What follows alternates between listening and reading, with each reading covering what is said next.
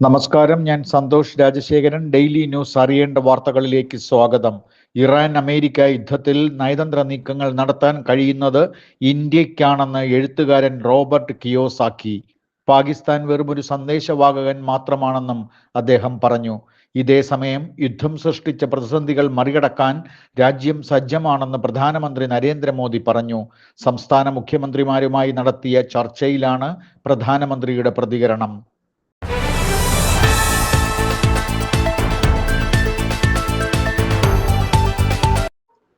പഞ്ചാബിൽ ഭീകരരെ പിടികൂടിയതിന് പിന്നിൽ പുതിയ ആക്രമണ പദ്ധതി പ്ലാൻ ചെയ്തത് വെളിവായി. ജമ്മു പഞ്ചാബ് പോലീസാണ് പാക് കൊടും ഭീകരരെ അറസ്റ്റ് ചെയ്തത്.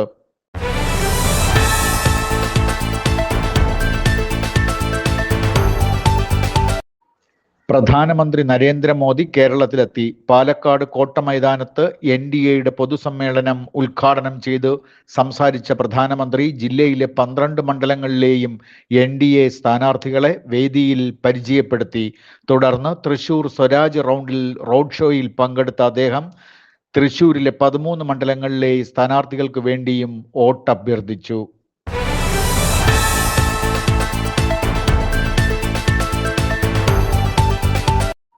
തിരഞ്ഞെടുപ്പ് ചട്ടം ലംഘിച്ചുവെന്ന പരാതിയിൽ കണ്ണൂർ ജില്ലാ ഇൻഫർമേഷൻ ഓഫീസർ PP വിനീഷിനെ കളക്ടർ സസ്പെൻഡ് ചെയ്തു. LDF സ്ഥാനാർത്ഥി സുമേഷിൻ്റെതായിട്ടുള്ള പരാതി പബ്ലിക് റിലേഷൻ വകുപ്പിന്റെ പത്രക്കുറിപ്പായി പുറത്തുവന്നതായിരുന്നു സസ്പെൻഷന് കാരണം.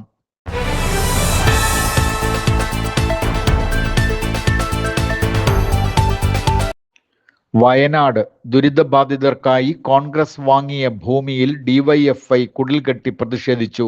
5 ഏക്കർ സ്ഥലം കോൺഗ്രസ് വാങ്ങിയിരുന്നു. പ്രിയങ്ക ഗാന്ധി പദ്ധതി ഉദ്ഘാടനം നിർവഹിക്കുകയും ചെയ്തു. DYFI നേതാവ് വസീഫ് ഉൾപ്പെടെയുള്ളവരാണ് കുടിൽകെട്ടി പ്രതിഷേധത്തിന് നേതൃത്വം നൽകിയത്. ദുരന്തബാധിതരെ കോൺഗ്രസ് വഞ്ചിച്ചു എന്ന് വസീഫ് പറഞ്ഞു. കുന്നംപറ്റയിലാണ് ഈ വിവാദ ഭൂമി.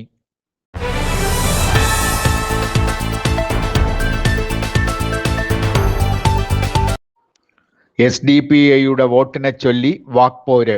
CPM അഖിലേന്ത്യാ സെക്രട്ടറി MA ബേബി, മുഖ്യമന്ത്രി പിണറായി വിജയൻ എന്നിവരുൾപ്പെടെ CPM നേതാക്കൾ പലതരത്തിൽ പ്രതികരിച്ചു. ഇതേസമയം SDPI സംസ്ഥാന vice president P. Abdul Hameed ഉചിതമായ തീരുമാനം ഉചിതമായ സമയത്തെടുക്കുമെന്ന് പ്രതികരിച്ചു.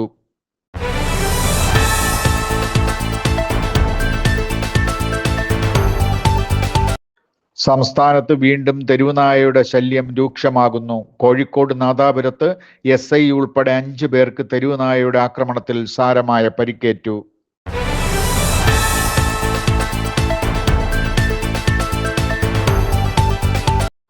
പീഡനക്കേസ് പരാതിയിൽ പെൺകുട്ടിയെ രാത്രി മുഴുവൻ വയനാട് പോലീസ് സ്റ്റേഷനിലിരുത്തി. മണിക്കൂറുകൾ സ്റ്റേഷനിൽ ആഹാരം കഴിക്കാതെ ഇരുന്ന പെൺകുട്ടി കുഴഞ്ഞു വീണു. ബലാത്സംഗം വിവരിക്കാൻ പോലീസ് ഉദ്യോഗസ്ഥൻ ആവശ്യപ്പെട്ടുവെന്ന് കുട്ടിയുടെ അമ്മ പറഞ്ഞു. ഈ ചോദ്യങ്ങൾ അവന് അവൻ്റെ ഭാര്യയോടോ അമ്മയോടോ മകളോടോ ചോദിച്ചുകൂടെ എന്ന് കുഴഞ്ഞു വീണ പെൺകുട്ടിയുടെ അമ്മ പൊട്ടിക്കരഞ്ഞുകൊണ്ട് മാധ്യമങ്ങളോട് പ്രതികരിച്ചു.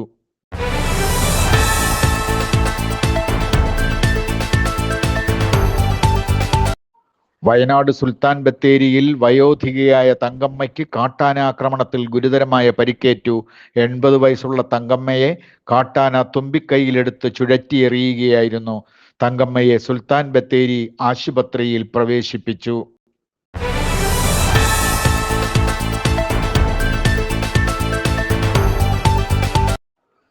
KC വേണുഗോപാലും കൊടിക്കുന്നിൽ സുരേഷും ചേർന്ന് 7 കോടി രൂപയ്ക്ക് സീറ്റ് കച്ചവടം നടത്തിയതായി പരാതി. ഹരിയാനയിലാണ് സീറ്റ് കച്ചവട വിവാദം കൊഴുത്തത്. ഡൽഹി പോലീസ് കേസെടുത്തു. എന്നാൽ വ്യാജ പരാതിയാണെന്നും താൻ നിയമ നടപടിക്ക് തുടക്കമിട്ടിട്ടുണ്ടെന്നും KC വേണുഗോപാൽ പറഞ്ഞു. മോദിയും പിണറായിയും തമ്മിൽ നടത്തുന്നത് മയിൽപ്പീലിത്തല്ലാണെന്നും അദ്ദേഹം അഭിപ്രായപ്പെട്ടു.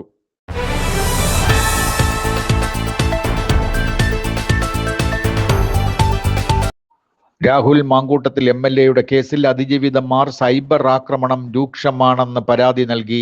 സാമൂഹ്യ മാധ്യമങ്ങളിലാണ് രൂക്ഷമായ ആക്രമണം നടക്കുന്നതെന്ന് യുവതികൾ പോലീസിൽ പരാതി നൽകി.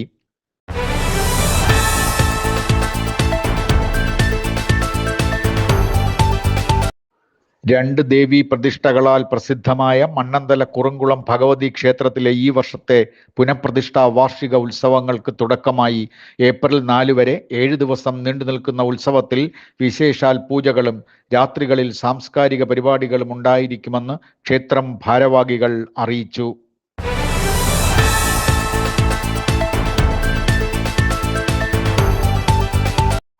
നടൻ വിജയിയുടെ തമിഴ് വെട്രിക്കഴകം സ്ഥാനാർത്ഥികളെ പ്രഖ്യാപിച്ചു. വിസിൽ ആണ് TVKയുടെ ചിഹ്നം. ഒരു MLA എന്നാൽ അഴിമതിക്കാരനാകരുത്, ജനങ്ങൾക്ക് മുമ്പിൽ ഗർവ് കാണിക്കുന്നവനാകരുത്, പ്രസ് റിപ്പോർട്ടർമാരെ തലങ്ങും വിലങ്ങും ധാർഷ്ട്യത്തോടെ മറുപടി പറഞ്ഞ് പുച്ഛിക്കുന്നവനാകരുത്, ജനങ്ങളുടെ സേവകനായിരിക്കണം MLA. കയ്യടികൾക്കിടയിൽ വിജയ് പറഞ്ഞു.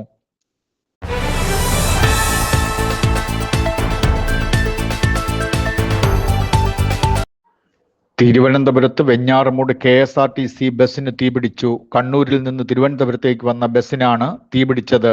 ഫയർഫോഴ്സ് എത്തി തീ കെടുത്തി. ഡെയിലി ന്യൂസ് അറിയേണ്ട വാർത്തകളുമായി വീണ്ടും കാണാം. നന്ദി, നമസ്കാരം.